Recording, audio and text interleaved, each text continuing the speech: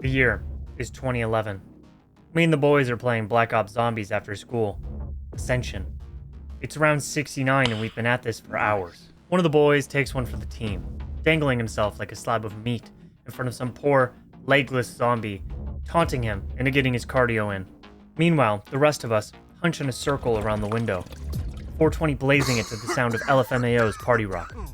We're 5 minutes into the round, running circles around swaths of mindless, flailing limbs.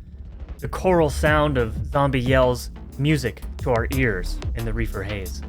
There's a yell. Gio's down. He's on his back, drowning in the tide of zombies. Bjorn's on his way, but it may be too late. I've messed up my rotation and I'm down too. Griffin dies on the stairs on the way to save me. Bjorn's nearly to Gio, but he's overwhelmed just as he's about to get him up. Game over. You survived 69 rounds. We're heartbroken. Hours of our day wasted. All the dopamine vacuumed from our skulls in a flash of glowing eyes, and we separate and go home. At this point, I've been growing tired of playing the same games over and over again. Being 16 and a stoner means that my gaming hobby was funded by holidays and scraps. I have 80 leftover Microsoft points in my account, the equivalent of $1. I make a Hail Mary and see if there's any arcade games I can afford for it. I find a game there. Epic Dungeon. It's exactly 80 Microsoft points, and it was meant to be. This game had no right being as fun as it was. I played it for hours, days. I skipped school to play this pixelated game during the days that people used to actually care about graphics. The basic premise of the game is that it was a top-down 2D dungeon crawler. There were 50 levels in the dungeon, each one was randomly generated, and each one progressively got harder. It was pretty bare bones for a roguelike. There was no upgrade structure. It was just when you die, you restart and you try to get to the bottom. At the time, I had never played anything like this. There was something special about the goal of getting to the bottom floor all in one life. Exhilarating, knowing that if I messed up, I went back to the very start. It was one of those rare gaming experiences where you try something new and love it. Now, sure, within a few months, I was back to drinking enough caffeine to be considered a performance-enhancing drug and playing Call of Duty multiplayer until my hands cramped, but I never forgot that game. It was a while before another roguelike caught my attention, Rogue Legacy. Having been someone who mostly played shooters, RPGs, and the occasional fighting game, these were out of the norm for me. But after I played my next roguelike, it was like a switch flipped. Roguelikes have a lot of things going for them that, especially at the time, a lot of games just didn't have. The first of these things is difficulty. There wasn't a lot that matched them, aside from the Souls series and a select few others. When I say difficulty, I'm talking a specific kind of difficulty. I'm not talking the kind where killing a guy is like trying to shoot a hole in a cement wall with a 22. Bruh. I'm talking this game is hard because I actually have to learn how to fight things instead of dumping a military surplus warehouse worth of lead into them or getting lucky. This is the kind of difficulty that burns the moveset of that one enemy into the back of your eyelids for the rest of your life. And sure, in a roguelike, there's an element of luck involved, and they typically have some kind of long-term progression. But there's a difference when you get unlocks in a roguelike and when you get them in traditional RPGs. In traditional RPGs, unlocks are basic progression. They change the standard of your character. In a roguelike, those unlocks are inconsistent. All they do is give you an opportunity to drop that item in a run. And sometimes those items aren't even good. Some unlock combos make you a god amongst men, or bullets, or demon baby poop things.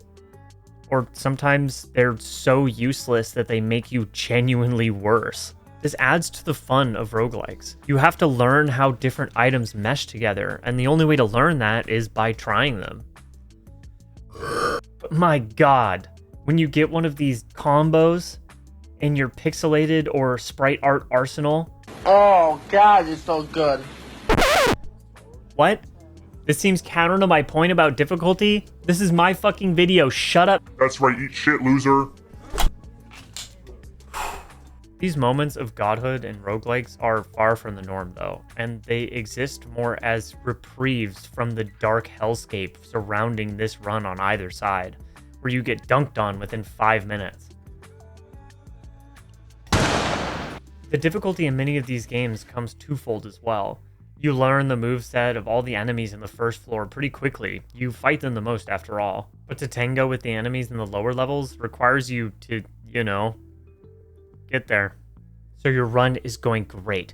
You are crushing it. Those little bullet guys are quaking at the sight of you. You're dripping their odd lead slag blood down to the soles of your boots. You have not a scratch on you. You go down to the 4th floor, skipping your step, confident smile on your face. You open the first door and, holy shit, what is... Confidence shattered. 40 minutes wasted. This kind of difficulty, while it can be infuriating,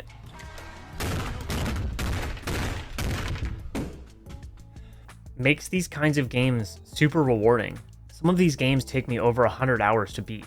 100 clammy hand, ass-clenching hours that I love and cherish. Masochist! Maybe you're right, but my point stands. Moments in games mean so much more when the highs are accompanied by lows. It feels like a real accomplishment when it takes time and effort to beat something. You're not always gifted with the blood of an Olympian, unless you're playing Hades, I guess.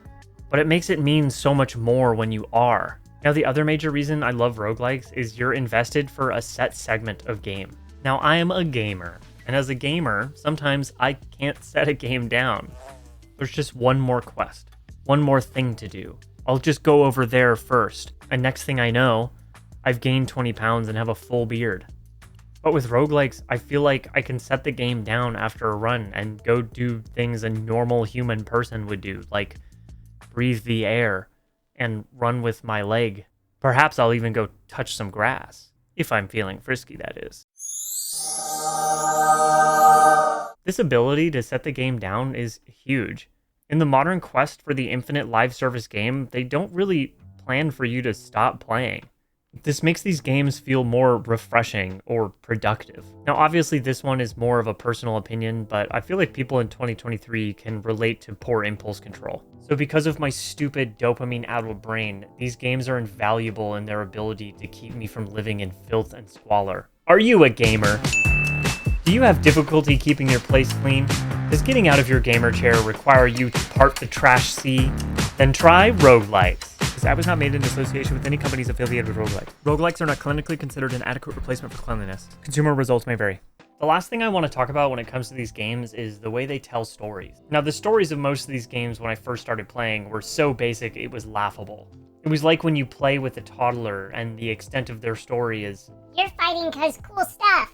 Then they proceed to tell you to commit genocide while giggling. War crimes aside though, that was the level of storytelling that most older roguelikes had. There is a benefit and disadvantage to this though, right? Simple means low investment, low complication, but it also means that I don't give a shit about what's going on aside from Kill them! This we've seen slowly change over the years. For me, starting with The Binding of Isaac. This game is weird, to say the least. I probably wouldn't have played it if one of my friends hadn't recommended it to me. So I hopped into the driver's seat of a crying baby and teared through demons and poop and other babies. Weird, like I said. But this game did something that was new to me in this genre. It used its aesthetic and its gameplay to tell me a compellingly sad story about an abused child. This is cool, aside from the abused child part. It showed me that these games can tell stories in non-linear ways, that they can unravel like mysteries that I solve myself. They aren't shoved down your throat with the grace of a wet rag like a lot of AAA games are. What, Call of Duty? Russia bad? Being a soldier not only cool, but stressful? Wow. Thanks, Call of Duty, for teaching me that America good and other country bad.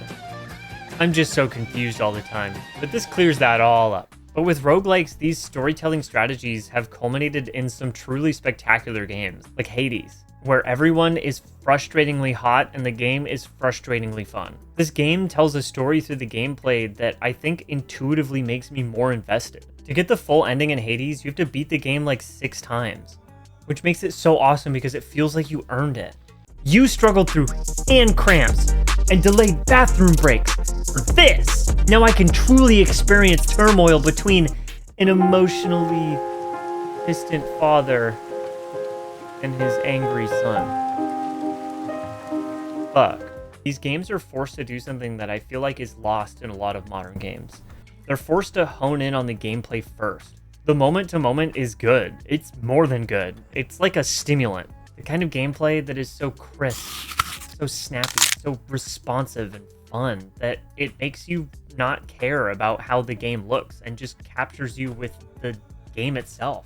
Then sometimes these games go above and beyond that and capture your interest too. But if they do, it's not by pulling their pants down and taking a steaming exposition dump on your chest.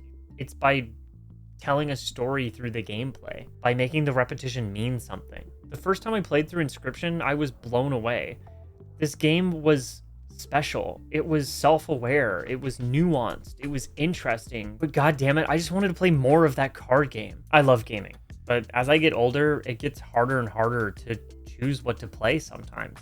There are just so many games with hundreds of hours of content that I can't persuade myself to pick up. So instead of playing an RPG masterpiece, I end up playing a silly game where the entire theme is I'm a crab with a gun. It's like when people with tons of money decide to eat at McDonald's instead of a fancy 5-star restaurant. It's simple, it's tasty, it's probably detrimental to my health, but fuck man, it hits hard.